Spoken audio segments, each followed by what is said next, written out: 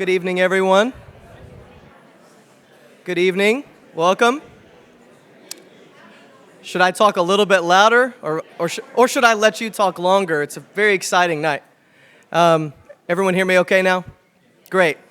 Welcome. I am Brian Franklin. I'm the Associate Director of the Center for Presidential History here at SMU, and I want to welcome you to our event tonight, Lady First, the world of First Lady Sarah Polk.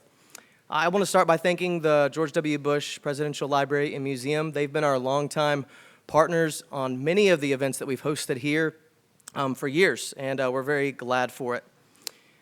We have several more exciting events coming up, and I just want to point to a couple of those things and a couple of things going on at our center before we get to hear from our guests.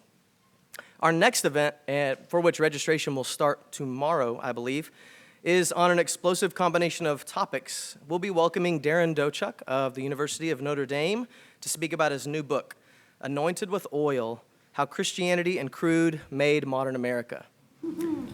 Now, I was thinking about this as I was kind of writing up some notes. I'm American, I'm a historian with a deep family background in Christianity and oil, so I feel seen. But I'm also very much looking forward to it. We also have a couple of entries coming up this semester in our Third Rail series. This is the series where we try to facilitate a thoughtful, learned, civil discussion about topics that we're not supposed to talk about, or that we see talked about in really poor ways out there. And so, for this semester, our aim is to do two of those. One, on the question of the two-state solution in the Israel-Palestinian conflict, and a second one on the Electoral College and whether it's still a relevant institution for us today. So I hope you'll join us for those. We have some printed copies of our most updated schedule. I know many of you have the older versions. Those have been updated. But always, the easiest place to get the most updated information is at our website. It's very easy, smu.edu/cph. So keep an eye out for all of that. I also want to exhort you for the final time this semester to consider joining the CPH this May for our travel course, D-Day and Operation Overlord. This is an amazing opportunity. I got the privilege of going last year for a 10-day expertly guided tour through World War II and the D-Day operation in London, Churchill's war rooms, the beaches of Normandy, Mont Saint-Michel, Paris. And this trip is sort of extra special because it combines both a student class with just a very small group of great students here from SMU with friends of the center like you sitting here. It's a really great opportunity. If you do want to attend, we have to turn those numbers in next week. So this is your last chance this week. If you're interested in that, please ask one of us, look it up on the website, make sure you talk to our office coordinator, Ronna Spitz, so we can get you signed up. And I will give just like a friendly prod here if you're kind of waffling in whether you should go or not. We don't have plans to do this trip again. Perhaps it will happen in the future, but right now it is not in the plans. We have other trips planned, but this really special trip that's focused on D-Day, this is the last opportunity that we have on the books. So if you're thinking about it, now's the time. If you aren't able to go on that trip, but you do want to support the CPH, the work we're doing, student scholarships, engagement with teachers and the public alike, we also invite you to consider supporting us through our new initiative called the Article 2 Society. This is a way for you to donate to the CPH and to SMU. It gives you the ability to support us, but also allows you to have some extra benefits, including sort of special access at events, private events with some of the guests that we invite in, and we hope you'll consider doing that.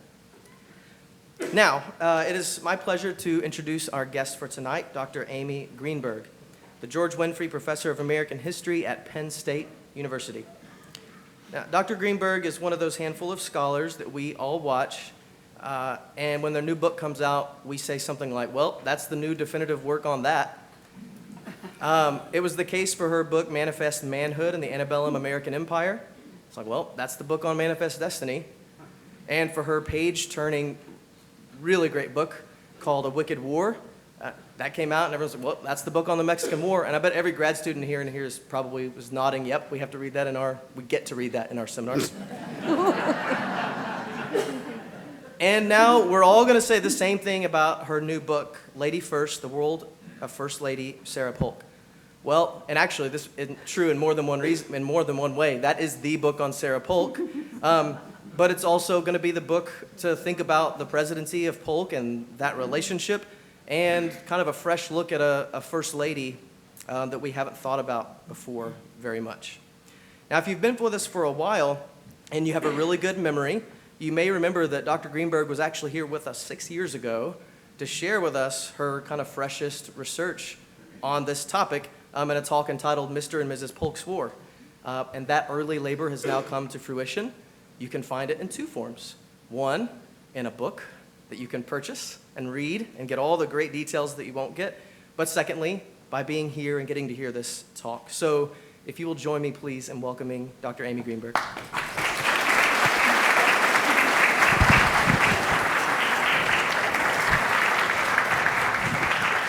Brian, that was too nice. Can everyone hear me?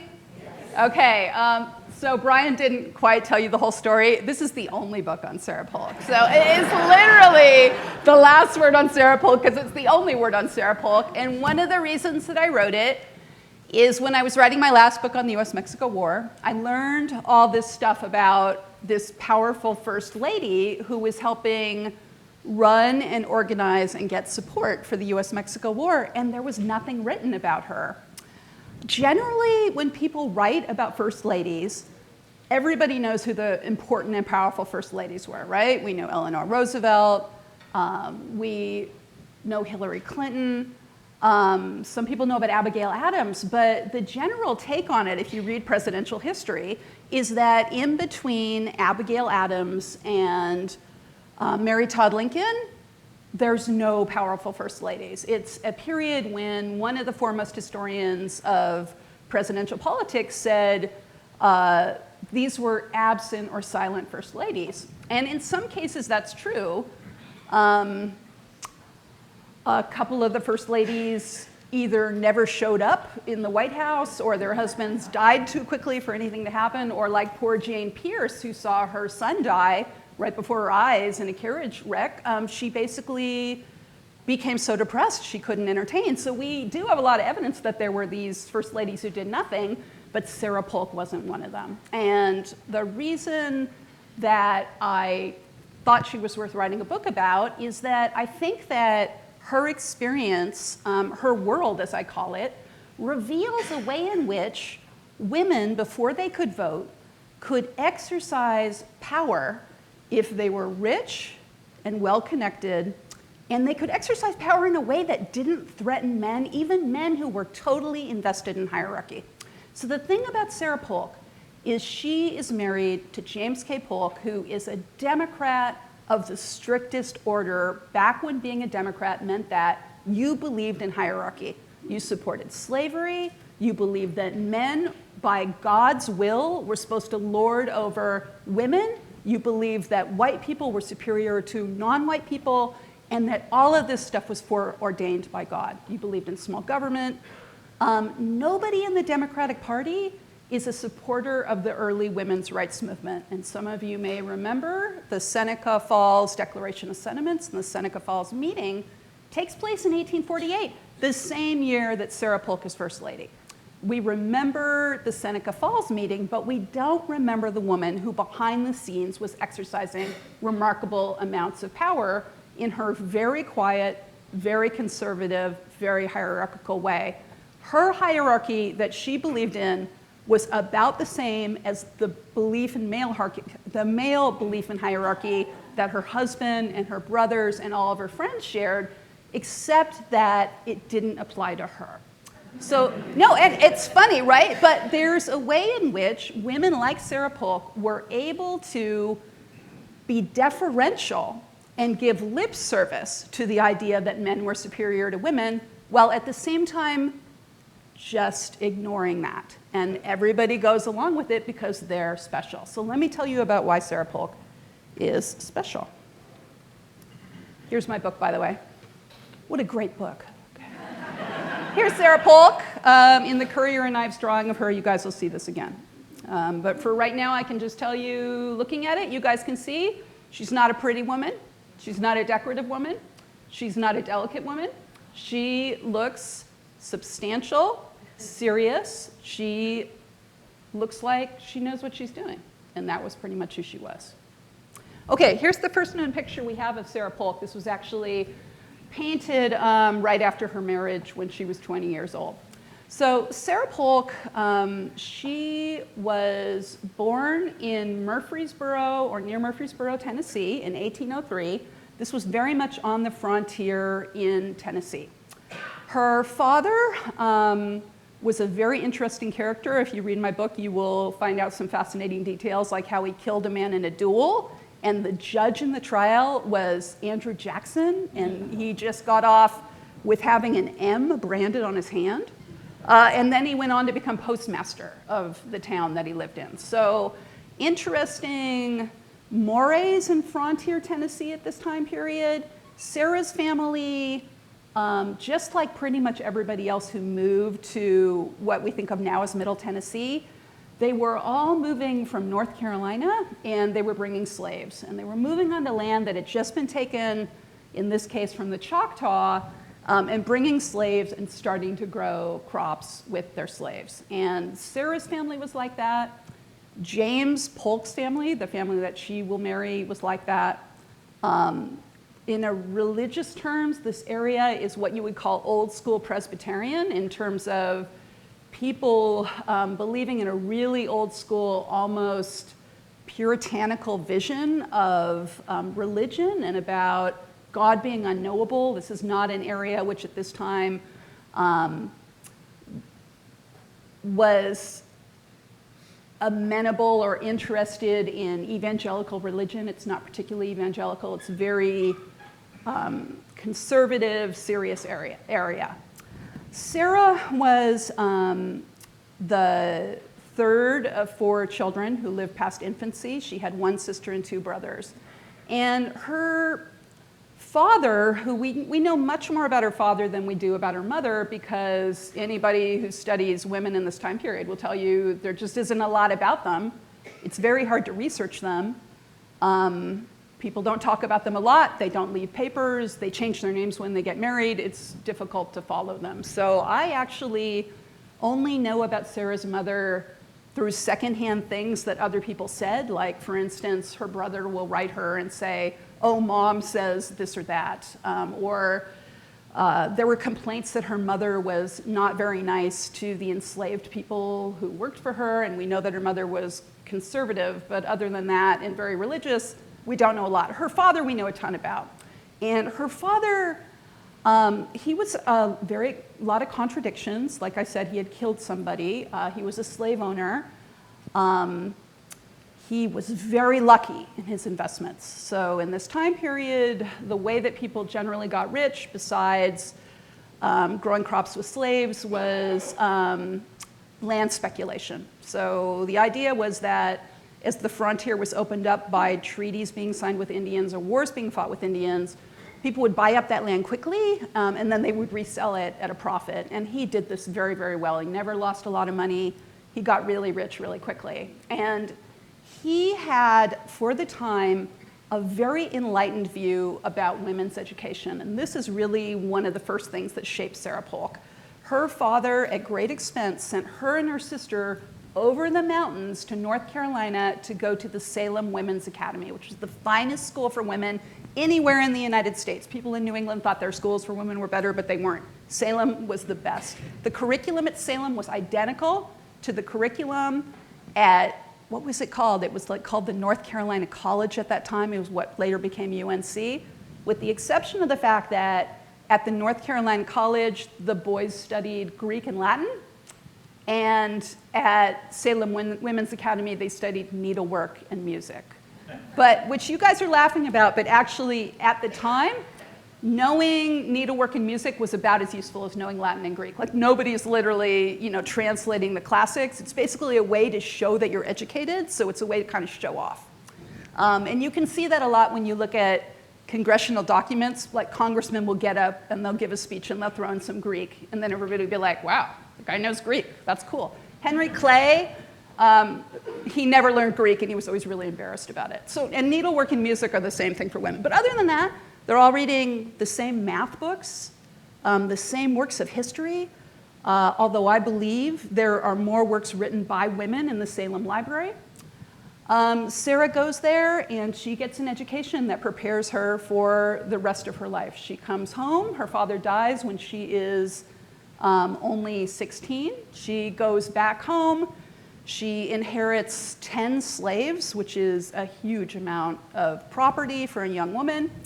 She has this incredible education, and I didn't mention, but her father was very politically connected. She called Andrew Jackson Uncle Andrew when she was growing up. And she's suddenly really the most eligible young woman in Central Tennessee because she's so rich and she's so educated, and she knows what she wants. She wants to marry a politician. She loved politics. She talked about politics with her brothers. She talked about politics with her father. There was politics all around her. And she meets a young man who is a clerk in the State House, which at that time was in Murfreesboro, named James Polk. Their personalities could not be more opposite. She is very bubbly. She loves to talk. She's an extrovert. He's extremely introverted. He's very serious. He is not a people person. So they mesh really well.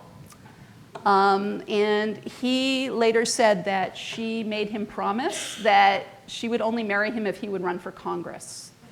And he did, and he won right after they were married. So suddenly she's married to a congressman. And this is just an early picture of James.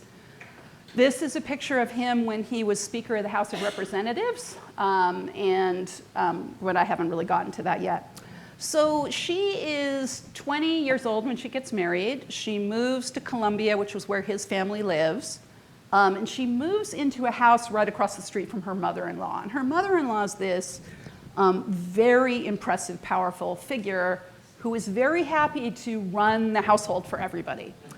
And one thing that I learned in researching this is that in the South, in the 19th century, if you were of certain class, so if you're pretty well off, until you have kids, you are basically expected to still be living with your mother-in-law. So you don't really get to set up your own household until you yourself are a parent. Now this does not ever happen to Sarah, and this is the second thing that really shapes her life. She and James are the only presidential couple who never had kids and never adopted kids.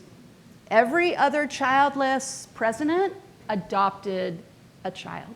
This is the only couple that never did. Sarah and James were childless because James had had surgery for bladder stones, which was experimental when he was a teenager, and it just left him unable to father a child. Now, whether he knew this when they got married, we are not privy to. We have no idea. But one thing I can tell you is that looking very, very closely at their correspondence and the correspondence of everyone who knew them and was close to them, they didn't really seem to expect to have a child. She moved to Washington with James after his first year of his first session, which was very unusual. Usually wives did not go with husbands to Washington, D.C. She clearly didn't like being alone in Columbia with her mother-in-law and with all of James's relatives. And he was miserable without her. So she did this very unusual thing. Having no children, it wasn't a problem. She just goes to Washington, D.C. with him. And here I'm showing you this print that this is the ideal of what women's lives were supposed to be like in this time period. And it's the ideal of domesticity, right? It's perfectly summed up here. The mother sways the dominion of the heart, the father that of the intellect.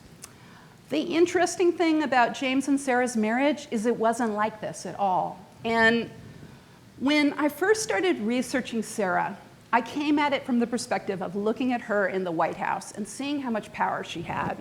I knew that when she was First Lady, she met with male politicians by herself. And I knew that because James wrote in his diary, Mrs. Polk in green room with Senator so-and-so. Came downstairs and saw them. I knew that because senators wrote in diaries. I went to a dinner party at the Polks. James was indisposed. Mrs. Polk ran the whole dinner party. met with Mrs. Polk, talked over issues. She says he thinks this or that. So I knew from that perspective, and I assumed, coming from my perspective now, that Sarah amassed that political power through her own will, that she made that happen. But what I learned reading their correspondence is James pushed Sarah into this as much as she took on the role herself. He asked so much of her politically, and she later wrote in her memoir that she wasn't sure if it was because James felt sorry for her being alone in a house, meaning that she had no children to take care of, or whether he just enjoyed her company.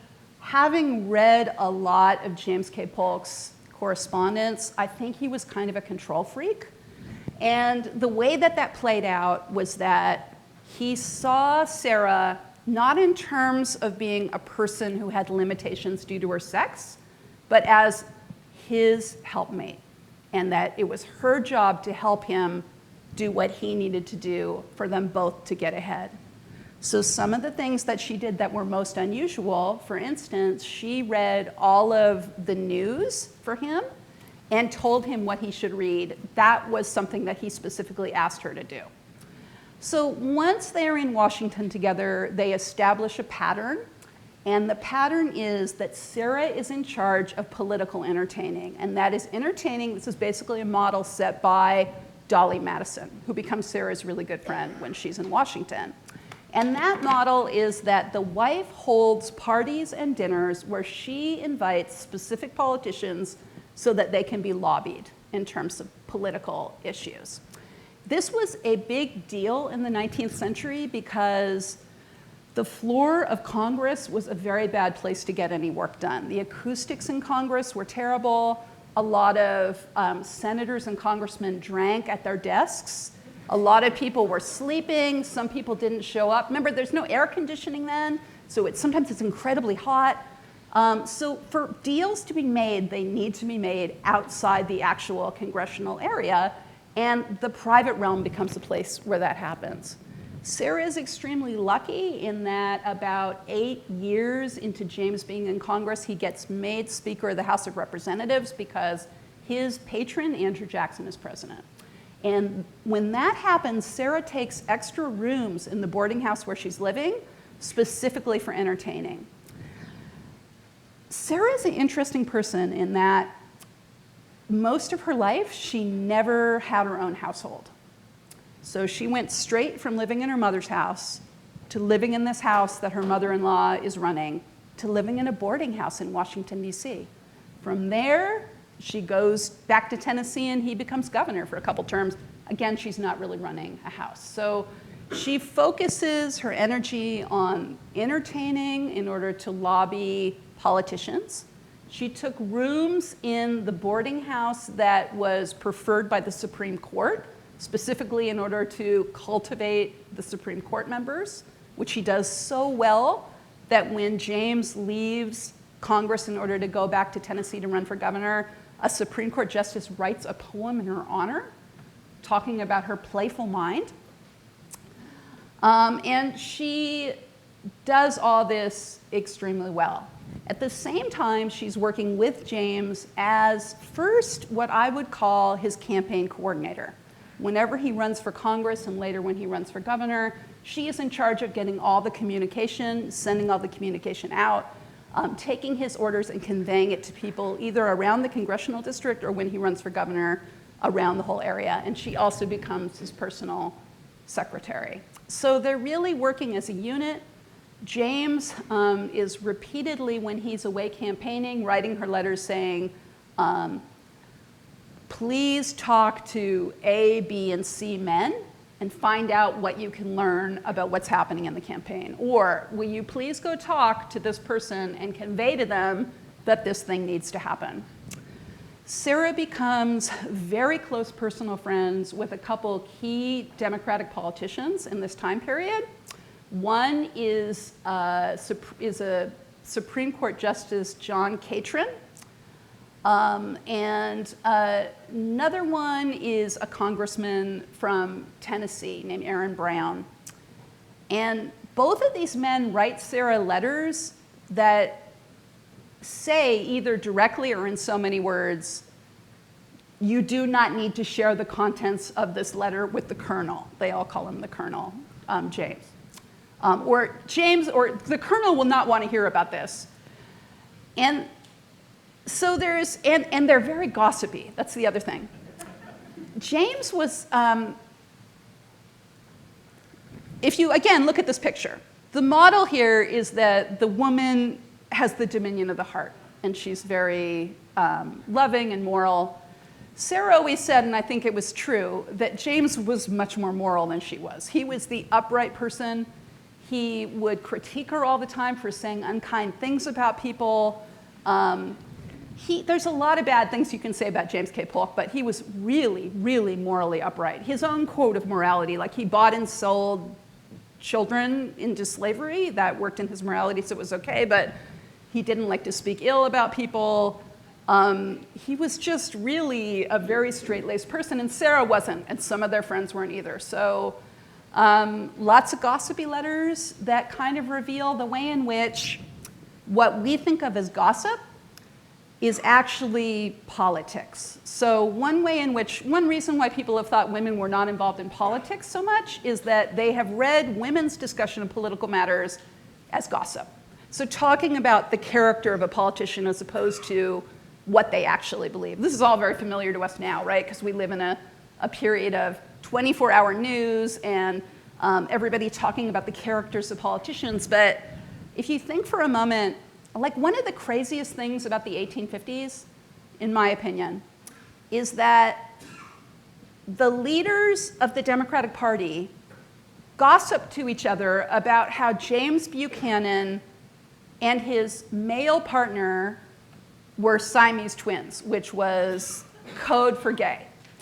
And everybody talked about this, and yet Buchanan was still able to become president. So and I could go on with this. That's not the purpose of the talk. But what I did realize in writing this is that there's a lot of women who are writing to each other about politics, but what they're saying is really about the character of the politicians.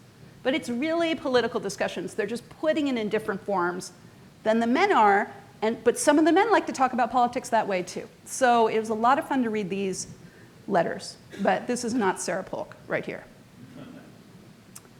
Here's what Washington, D.C. looked like when Sarah first moved there. It was basically a very small town, very socially difficult to break into. A lot of women, the reason they didn't come to Washington, D.C., wives of congressmen, is they were just scared of the women that were there.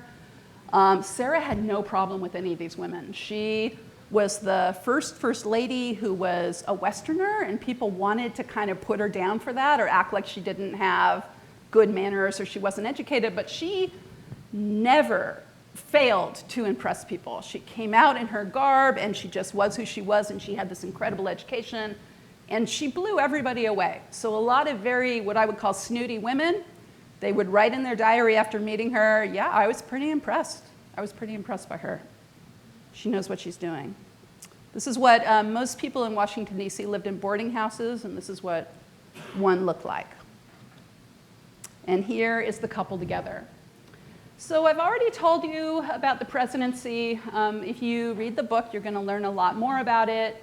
As I talked about, I can't believe it was 6 years ago when I was here before, Sarah and James together conducted the US-Mexico War and brought the entire western portion of this country, including the state of Texas, parts of it anyhow, into the Union.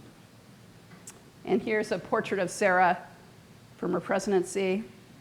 Here's a good example of a picture of the kind of entertainment. Sarah really took the entertaining to a whole different level when she was First Lady. She entertained almost every night of the week, with the distinct exception of the Sabbath, because she was really serious about the Sabbath. One reason why Sarah was incredibly popular when she was First Lady is she was the first really religious First Lady. And what I mean by that is when she came into the White House, she banned hard liquor, she forbade dancing in the White House, which really nobody could believe, she forbade gambling in the White House, gambling was quite common before then, cards, and she and nobody could do anything on the Sabbath. And the everyday people of the country, this is what they believed. So you can think about Washington, D.C. before Sarah Polk becomes president as really standing apart, being a kind of aristocratic, almost European center of different manners, basically, than most people in the US had. And she came in and she said, no, nobody's doing anything on the Sabbath. No one's dancing. We're not having any hard liquor. If it was up to her, there would be no alcohol at all in the White House, but it was impossible to hold state dinners without wine. So they actually end up spending so much money on alcohol because it's so much more expensive to serve wine than it is to just make a big rum punch, which is what people had done before, right? Or have a big whiskey punch and give that to everyone if you have to actually serve French wine. So their liquor bills were unbelievable as a result of that, which is too bad. She, of course, never drank herself. She was really religious. I mean, she was really religious. And again, she stuck with that old school Presbyterianism. By the time she gets to the White House, most of the country has been evangelicalized, and they believe that you can have a personal relationship with Jesus and that anyone can be saved, and Sarah just never gets there. So until the end of her life, she continues to believe, look, God has determined all of our fates. He has determined a hierarchy. She actually says a completely insane thing about black people being set, but the Maker created them to labor outdoors.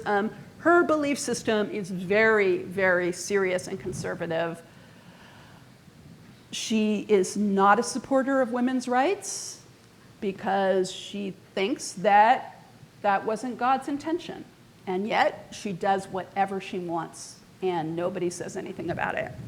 She's able to do that because she doesn't have kids, because her husband wants her to do that, so in a way she is fulfilling the job of being her husband's helpmate.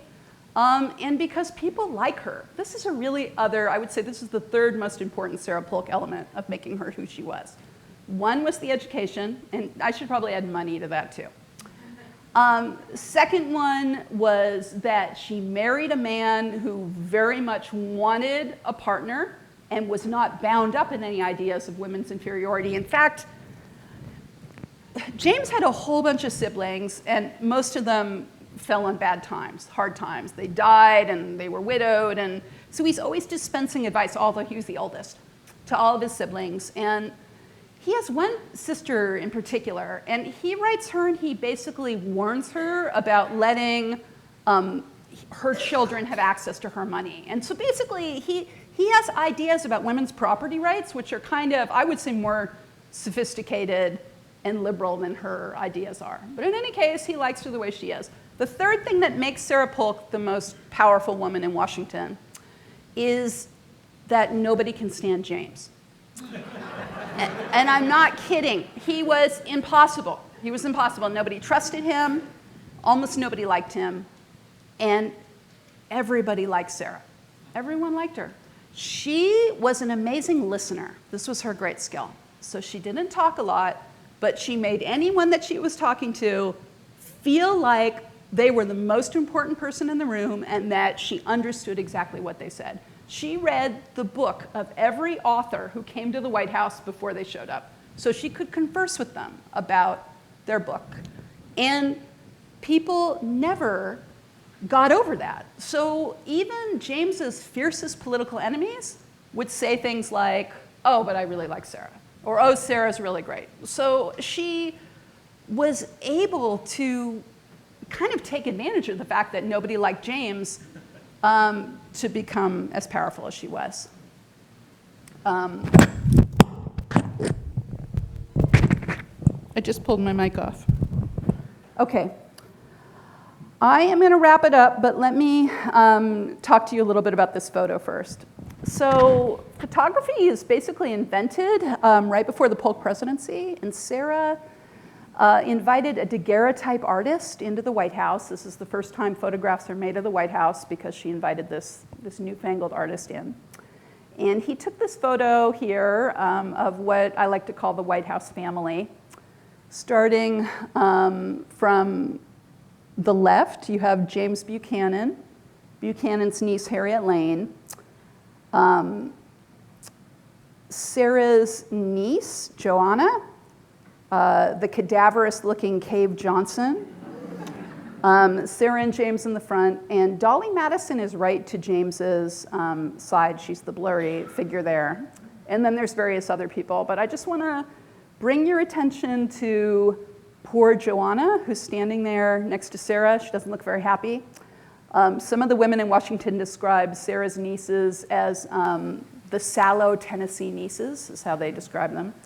Sarah had her nieces come stay with her while she was in the White House, and she made them do all the work that first ladies normally did, so she could focus on being a political assistant. And one of the best things that she did, I mean best because I think it's so awesome that she figured this out, is the big time sink for women, first ladies in this time period, was returning calls.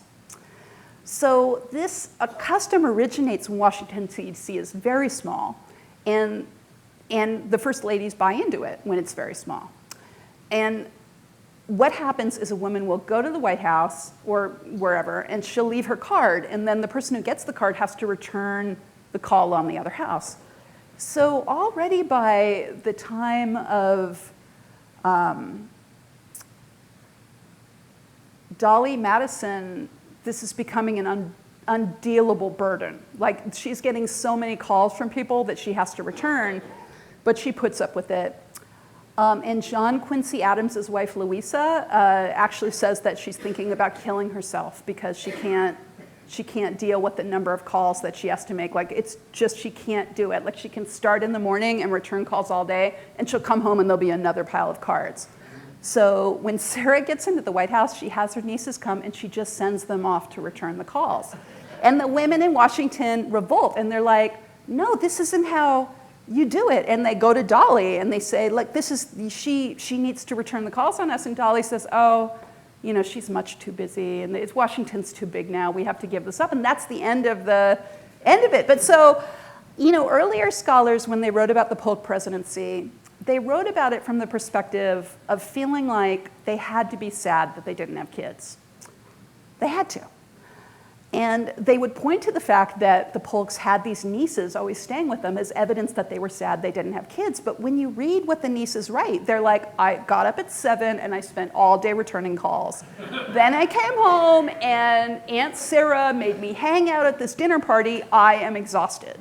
That doesn't mean that her nieces didn't love her. All of her nieces thought she was the most fabulous person they'd ever met, and they felt that way until the end of their lives. But she knew what she was doing, and she knew what she was good at and not good at.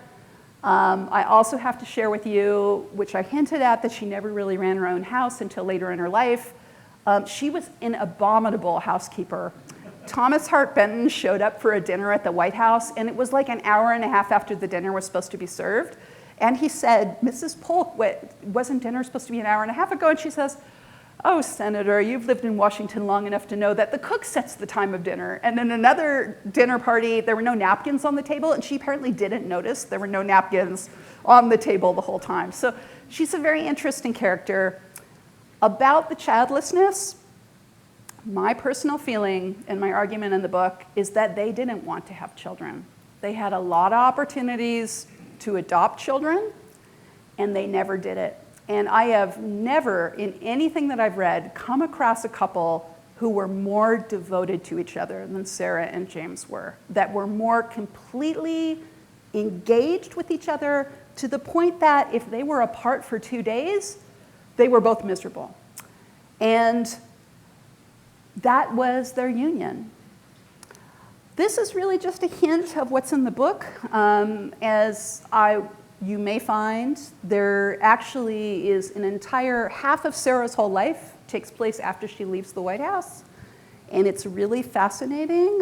She manages to manipulate Union generals and hide material for Confederates. And she runs a plantation in Mississippi by herself. And she becomes friends with various important women in the late 19th century and becomes finally a political figure in her own right, apart from her husband, during the time when women are beginning to be acknowledged as political figures. But in the period when women weren't acknowledged to be political figures, She very much was one, and the men in Washington knew it. We just don't know about it now, or we didn't until this book. So thank you very much.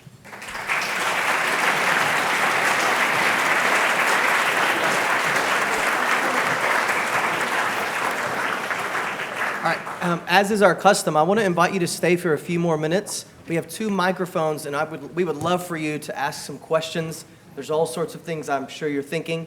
I'm going to let Dr. Greenberg kind of run her own Q&A for a little while, and then I'll just come back up when we're about done. So you've got microphones on either side. Please just raise your hand. Well, you won't have to wait more than 10 seconds for it to get to you so we can hear you. We got one here. Right there. What you're describing is a chief of staff. Yeah, she's definitely the chief of staff. And the fact that she didn't want, but they couldn't have children, seemed to be irrelevant because they seem to have taken over the Dolly Madison model of government. She really did. Again, I don't know if she wanted to have kids. All I know is that she never wrote anything about being sad about not having kids, and nobody that was close to her ever said. In fact, oh my God, one of the crazy, when you're a historian, it's so great when you're researching and you find something amazing. And I found the most amazing letter that a close friend of hers had written to somebody else saying, oh, well, it was Sarah who never wanted to adopt any children. Sarah is the reason why they never adopted any children. And I was like, yeah, that totally makes sense. That makes sense. She's totally good with the way things are. She loved Washington, and she was not alone. There were a lot of wives of Washington, D.C. politicians. I mean, if you think about it, like, who ends up marrying a Washington, D.C. politician? It is usually a woman who comes from a political family, right? It's women who, their fathers are politicians or their brothers are politicians.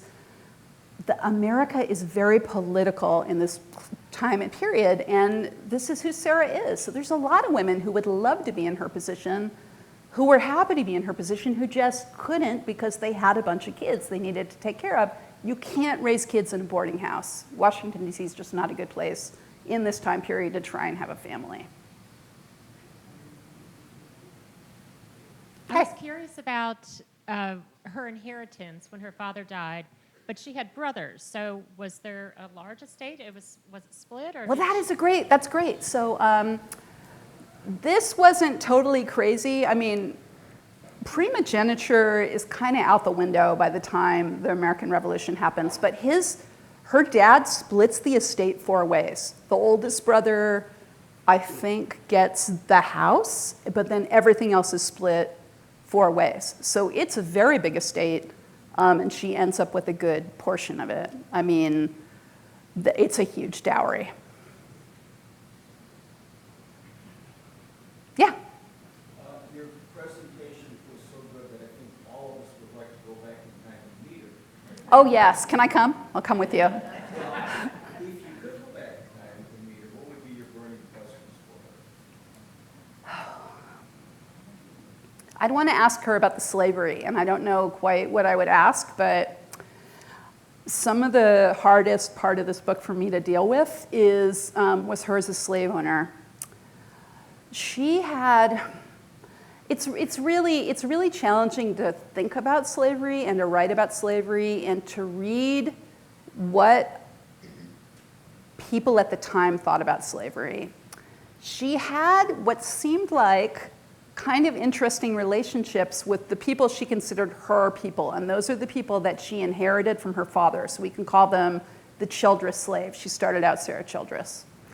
The slaves that James acquired elsewhere, she seemed to not care about at all, but she had this idea of herself being this really warm, kind of maternal presence in these people's lives that was, of course, a total illusion that made her feel good about what was happening, but I want to ask her about that. I want to ask her what it was like to inherit a plantation in Mississippi that had 56 slaves on it and then run it for 10 years. And I'd want to know why she sold her interest in the plantation right before the Civil War. She was such a canny businesswoman. She sold everything right before the war started, which was really smart. So or she sold a half interest in it. So she basically made $30,000.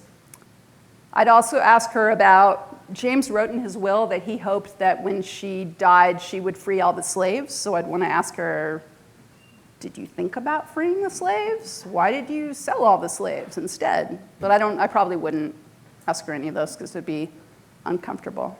Well, I was going to ask you if she was a good business person, but you didn't answer that. So she made a good bit of money Yeah, on her own. yeah. Who did she leave that money That is a very fine question. She ends up leaving it to her grandniece. But it's a convoluted story that is really worth reading in the book. It's actually incredibly sad how the whole thing plays out. I don't suppose any of you have gone to Nashville and tried to find anything related to the Polks, have you? No, why would you? You can't find it. You can't find it. They had a beautiful house. I can show you a picture of it. It's called Polk Place. Here.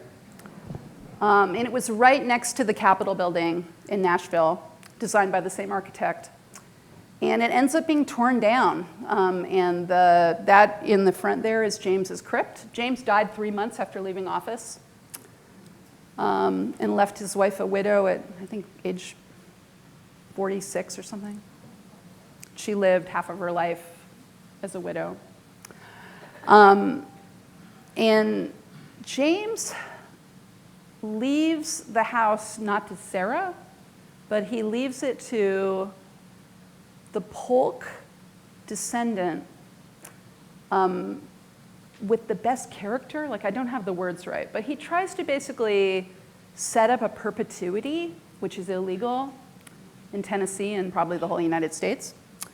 A perpetuity to be run by the state. And all of the heirs just start fighting over it, and they end up tearing down Polk Place and having to move James and Sarah's bodies from that crypt and then moving it over to the State House grounds. I don't know if anybody remembers a couple years ago, there was a brouhaha about moving the Polks to Columbia, which is where the Polk family home is, and it was in all the newspapers. And the guy who runs the Polk family home, James Holtz Apple, his attitude was like, well, you know what, they aren't even where they want to be now. Like, they said in the will that their bodies were supposed to stay in that crypt and were supposed to be taken care of, but it all got torn down and the bodies were moved. And the heirs tried to move the bodies secretly at night so nobody would know about it. I mean, it's just like the biggest nightmare ever. But everything that Sarah had, she left to her great niece, who tended to it the way that she wanted. Just their bodies weren't there and the house was torn down. So it's very sad. Anyhow, it's very hard to find anything about the Polks in Nashville. And if you go to the State House, there's this magnificent crypt for Andrew Jackson, and then the tiny one for the Polks over in the corner. Yeah. I think Polk was the first dark horse candidate to be president. Was Sarah involved in any backroom maneuvering to help with the nomination? And was she disappointed when he didn't run again in 1848? Okay, that's great. She was not involved in the machinations, except that Aaron Brown and her two closest male friends, maybe two closest friends, period. She was really close with one of James's sisters, but other than that, the two people she wrote to the most, they were both really involved in getting that nomination for James. But I told you about the letters that they write that he's not supposed to know about. Like, in one of them, Aaron Brown tells this long story about James Buchanan's better half, William King, prancing around. And then in this elaborate and not nice at all story, there's a line about another senator saying, well, I would just as soon have James K. Polk be president. And so, then he says to Sarah, convey this story to your husband, but in a form that he will approve of. So just let him know that the senator thinks that he could be president. In terms of running again in 48, no, definitely not James really worked himself to death, and he was in such bad health that she really, I think, was just interested in like trying to keep him alive at that point. So yeah, I don't think she was disappointed at all. I think she was disappointed to leave Washington, D.C. She was always happiest there. Anyone else? Yeah. He died of cholera. Yeah, he died of cholera. Was that part of the big outbreak? Or just- Oh my God. Okay. So I read, I can't remember where, some really fascinating article recently that the whole water system in Washington, D.C. near the White House back then was polluted. So the reason that everybody's getting sick and dying in Washington, D.C. is that the water's so bad near the White House. And they were saying that Zachary Taylor, like, everybody thinks he died from drinking that glass of milk. I don't know if you guys heard that story. A hot day, he drinks milk, and then he dies. They're like, no, that was probably cholera. It's probably cholera. Did it with all these other people. And James had just been sick on and off the whole time he was in the White House. He always suffered from what they describe as like clearly a diarrhea type of situation, which could be in line with there being an issue with the water. They decide to go on a farewell tour at the end of his presidency that goes through the South and goes straight through an area where there's cholera. So, they go to Mobile, Alabama, there's cholera there. They go to New Orleans, there's cholera there.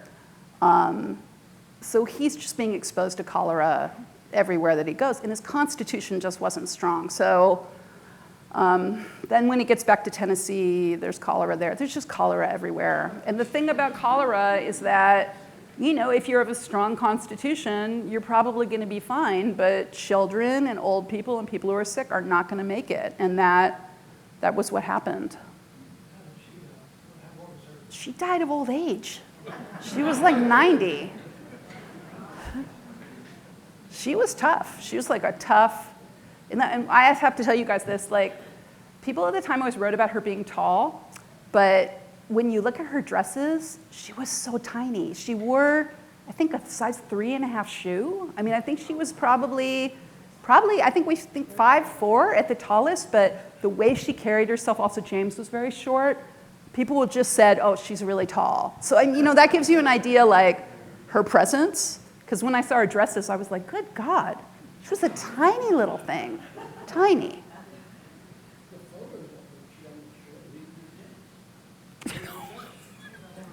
I know. It looks like Cave Johnson is like a basketball center or something, right? Now, Cave Johnson was probably like 6 feet tall. Everybody else is pretty small. But yeah, James was pretty. Oh, no. Yeah, it was torn down right after her death. So 1880s. Yeah. And then they built some apartments, which they called the Polk apartments, and those got torn down too. So there's literally nothing. What's sitting there now? Like a building, an apartment building. There's a little plaque right next to it, but it's really small, and it's behind like a gate, so you can't even see it, unless you have better eyesight than I do. It's just weird. The whole thing's weird. Never tried to hitch her star to another politician? No, she didn't. She didn't. I think she was really, there was nobody but James. I mean, she spent about 10 years after he died just totally bereft. Took about 10 years for her to come out of it. She did get interested in politics again. She had a nephew who was a politician, and she wrote such a lovely letter to him saying, I hope you'll send me information from the State House and think about me as a resource. I'm beginning to feel like I can think about stuff again. But no. Yeah? You had said that they basically orchestrated the war together, the Mexican. No. Did you find any documentation specifics of her guiding him in dealing with Scott and Trist in the Central campaign? No, nothing like that. The closest thing I found to anything like that was I found a letter that James Catron wrote to her really laying out this whole idea about how the army should like go near the border of Texas and threaten Mexico, and how that would lead to an incident, and then the whole West would rise up, and they would all go invade Mexico and teach them a lesson. And then James and Katrin discussed that a couple weeks later. So obviously she had discussed that with him. So that, that's the closest I got. All I have is her meeting with politicians and doing a lot of like war-related stuff at the White House, like bringing veterans in, making a speech about the good of the country, just being a war leader. Yeah. Hi, Sam. Talking a little about her relationship with Henry Clay. Does she do any sort of outreach in terms of the anti-war effort? No, I think I've... One of these people in D.C. who really does speak very, very fondly of her. Henry Clay loves her, and she loves Henry Clay.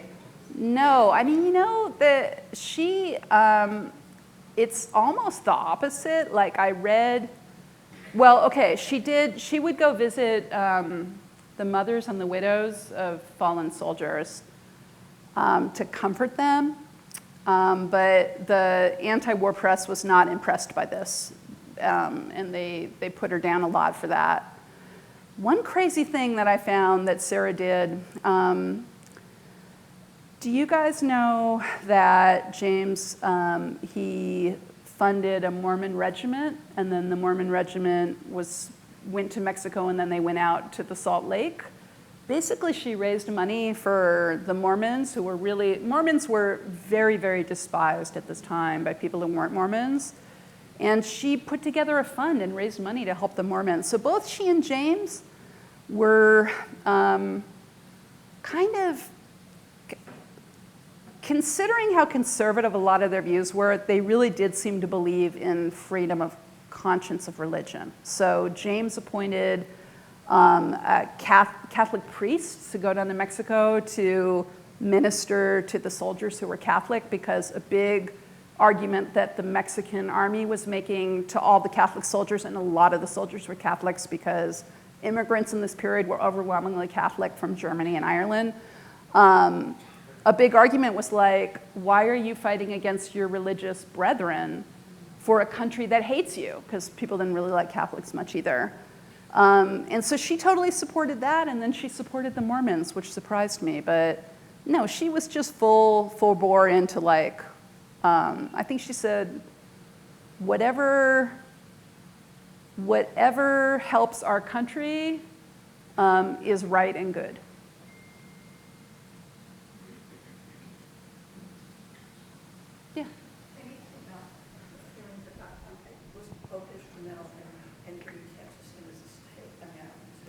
Yeah. Yeah, he was. No, bringing in Texas as a state was like a totally big deal to her. Yeah, no, it was for her too. Oh my golly, I've got some great correspondence about Texas, people writing to her from Texas. Yeah, no, she thought Texas was great. I mean, that was the platform, right? This is the platform Polk runs on, is that Texas should be re-annexed, is what they basically say. We need to get Texas back into the United States. Whereas the other party was saying, well, if we annex Texas, it's going to lead to a war with Mexico. And Polk is very much like, no, this country's going to be huge. Texas must be ours. Yeah, she's fully with that. Oh, yeah. Oh, and when the first senators from Texas, Senator Houston, and I can't remember the other one, come to Washington, D.C., she has a big party for them. And she says Senator Houston shows up wearing like a serape to the White House, which she thinks is fantastic. Yeah. I don't think there's a better way to end than how great Texas and Sam Houston are. Yeah, Sam Houston and a serape. Thank you all for coming. We really appreciate it. Feel free to ask questions and hang around and talk, and we will hopefully see you all in a few weeks for Darren Dochuk's event. Thank you.